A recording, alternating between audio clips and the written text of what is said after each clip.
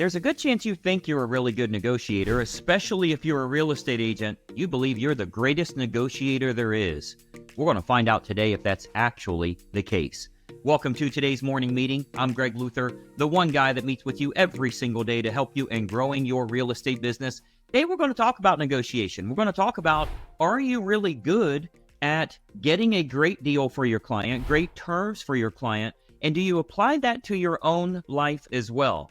Negotiation does not mean trying to get it for a good price. It doesn't mean trying to get it for a lot less than whatever the asking price is. And it certainly doesn't mean trying to offer a low number and then hold the line to show them that you're really serious. So I got to ask you, what is negotiation? And what is the sign of a good negotiator? Let me know in the comments here what your thoughts are on this as well. What are the signs of a good negotiator? And are these just the types of things that your typical real estate agent says, oh, I really care about your business. I'm a strong negotiator. I'm going to get a great deal for you. All of those silly buzzwords that don't really make a difference at all when you get to brass tacks. When you get down to brass tacks, you get to the real numbers when it comes to negotiating. I want to give you some examples today, and I want to talk a little bit about how you can become successful in getting what you're looking for.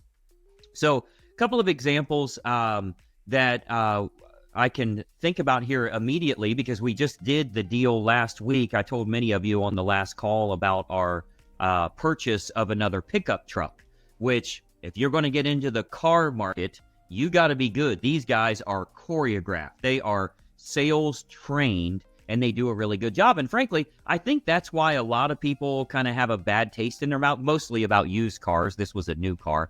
You don't really have that as bad about new cars, but the fact is you just feel underprepared compared to someone that's trained really, really well on the way that they negotiate. So I just got a truck last week, and I want to tell you a little bit about that story and how that happened. Because, by the way, let me give you a little tip to begin with when it comes to negotiating, whether for yourself or for your client. Let me give you a tip. If you're negotiating for a car on a car purchase, if you didn't walk out at least once, you left money on the table. You paid too much. I can promise you that's the case. If you didn't physically say, I'm sorry, we can't come to terms, that's just not going to work, we're that daggone close and just can't make it work. If you didn't physically walk out and they didn't let you go, you left money on the table. So I'll tell you a story about this, and then I'll tell you a little bit about how this can apply to your real estate business as well, because I want you to be a good negotiator. I want you to do a great job, and most importantly, get what your client wants. See, a lot of people forget this whole fiduciary responsibility thing. Your primary goal, your first and foremost rule here, you'll get the best deal, the best property for your client's needs, then the best price. But you can't say, hey, I didn't get a great deal on their number one choice, so we're going to go to their number two choice. That's not fiduciary responsibility at all. Your number one goal is to secure the best property for your buyer's needs. Now, it works the other way too with sellers, of course. But your job is to get them what they want. Then maybe you can get a better deal, get better terms, find something that works well for them. So anyway, back to last week and buying this pickup truck. And this is a nice one. Many of you know I have a whole bunch of pickup trucks. I think I have 4 right now, and they're the big ones because they haul all of my horse trailers. So it's not like your typical F-150 or something. These are the nearly 6 figures. So these are big deals. I found a truck. I wanted a really nice truck. I wanted literally the nicest one in the country. So I had to go, I think it's an 8.5-hour trip or an 8-hour trip to get there. Found the perfect truck, but I wanted to get a good deal on it too. I know there's not a lot of people that can buy a truck like this or that would spend that kind of money on a truck. So I wanted to get a good deal. So I wanted to tell you a little bit about this negotiating. A lot of people think you need to hold the line, start low and see if you can come somewhere in between. A good negotiation means both people think they lost a little. All of those silly phrases that don't really mean anything, and they don't really teach you anything either. You should have a general idea of here's what is the very best deal that I can negotiate before you even go in. Now, that might have to do with terms as much as it does with price. So I did all my research. I'd been researching trucks all over the country because I'm looking for the fanciest, nicest, all of the options, the bells and whistles. This thing's got everything power. It is ridiculous. To get a truck for six figures is ridiculous in itself. Very unique color, very unique rims, all of those factors. But I also know it's an exclusive number of people that are willing to buy this in the first place.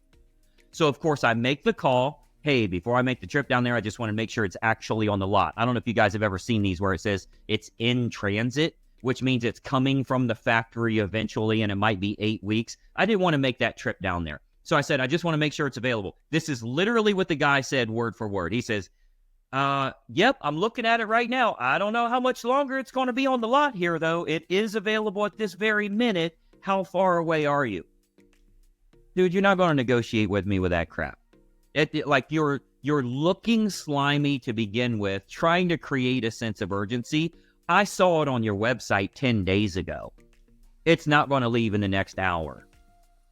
So you don't want to try and do this egotistical positioning. This is true when you're sitting across from a seller. This is true now. We're going to be negotiating with buyers on how much we're worth.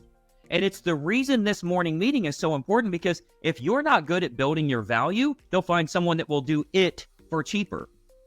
Oh, I got someone that'll do it for cheaper. We'll do what for cheaper? Represent you? Well, let me build value in showing you what it is that we do. So anyway, he started that whole pitch with me. I end up going to the dealership, and we start the back and forth, right? The back and forth is required because they're trying to negotiate the best they can. Well, the problem they've got with me is I don't need to buy in. I got all kind of vehicles. I've got 13 vehicles. I don't need one more. I want one more because I have 4 trailers. I want 4 trucks. So I'm not needing to negotiate as hard as they would usually have when someone walks in there and they're like, I need to trade in this car. I need a new vehicle. I need it to be within this payment range. All of those factors that usually come into play. They'll do what they call their 4 squares, right? Here's your price, here's your trade-in, here's your payment. Here. So they'll do all of that stuff. They can't do that with me because they can clearly see I'm not doing a trade. I'm not even worried about financing. I'm paying cash for this thing, so they can't get me on that side. Well, I know the number that I want. So long story short, what happens is I get to the number that I'm looking for, and they're off.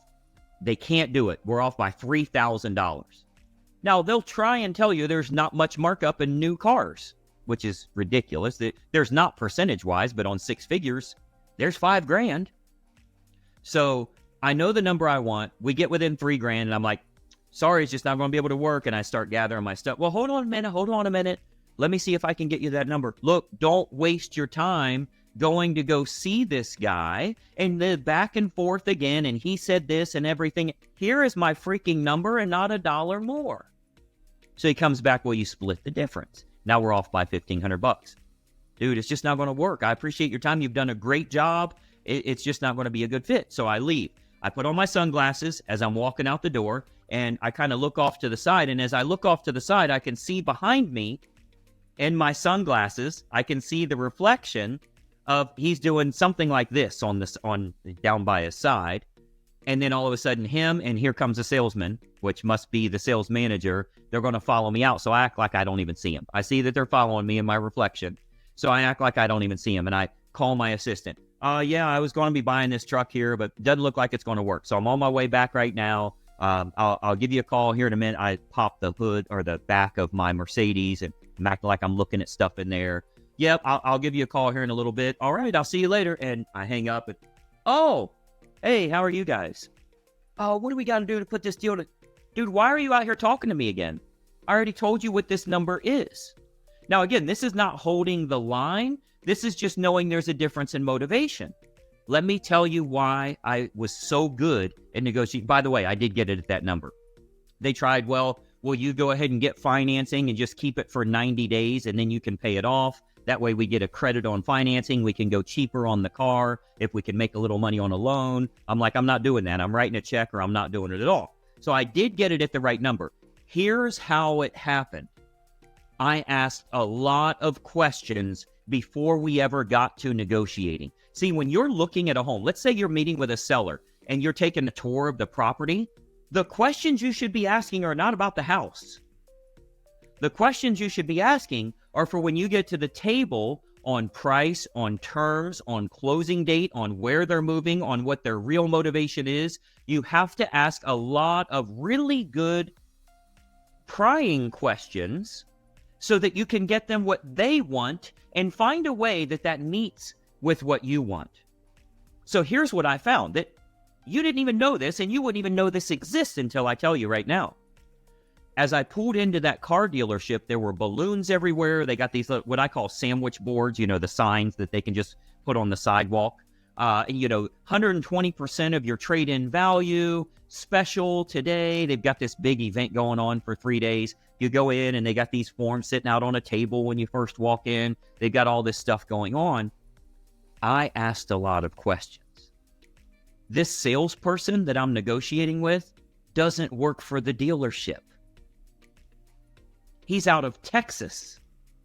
He's in Kentucky this week. He's in North Carolina next week. He's in Michigan the following week. He's in Chicago the following week. I think I got those two backwards. He's Chicago and then Michigan. And the reason for that is because they are a marketing company that gets paid a fee to come out, to do all the advertising. You get lots of people to come in, and they get $500 a car. And they don't care what those things sell for. They don't care if the dealership loses money as long as they get $500 a car. And they are very scripted, very good at sales. They know exactly how to get you committed beforehand. They wouldn't even take my initial offer over until I circled, are all decision makers here? Before I submit your offer to our sales manager, are all of the decision makers here?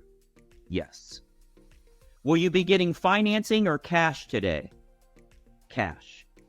If we can come to terms that are acceptable with you, do you have enough time to fill out all of the paperwork? Please note it will take up to 90 minutes. Yes. I did all of that before they took it. Why? Because they're putting me in a box. Now I can't say, sorry, I don't have time. I got to go meet a friend for lunch. Oh, I want to go think about it. Now I can't do all of that stuff. But I found out who was selling, how he got paid, what's important to him. And what I'm able to see is those signs of there's room left on the table, whatever. He wants to get this deal done. He's not getting a percentage of the spread or any of your typical salesperson stuff. I know this is a third-party company that's in for this event that's actually doing the sales side. He doesn't even know what the sales manager's name is. This is their first day doing this. I'm there at 9 a.m. So that puts me in control. So I'm able to get to the right number, but it's because I asked a lot of questions long before we ever got to the negotiating table. As a matter of fact, I wasn't going to test drive the vehicle. I don't need to test drive it. I know what it drives like. It drives like a new car. It's under warranty. I'm not worried about any of that stuff. I got 3 other trucks. I'm fine on all that. But when I found out those details, instead of saying, let's go in and put a deal together, I said, you know what? Yeah, let's go ahead and drive it for a minute. I'm only going to go a mile or two, but yeah, let's go ahead and drive it. Why did I do that? Because it's like touring a house. Do you want to sit down first, or would you like to tour the house first? I want to tour the house first, not to see the house, to ask a lot of questions. I just got a place for $250,000 less than they were asking. No counter offer at all, because we got a lot of questions answered. By the way, she's one of my platinum members. She's very good at what she does. She knew exactly when they wanted to close, exactly what's going to be included, what farm equipment is there, what is not, what day they need possession. We got everything perfect. And because all the other terms were perfect, we can get $250,000 off of the price, and they accepted the very first offer. That's part of negotiating. So you as a real estate agent, when you're meeting with buyers, when you're meeting with sellers, you need to ask a lot of questions.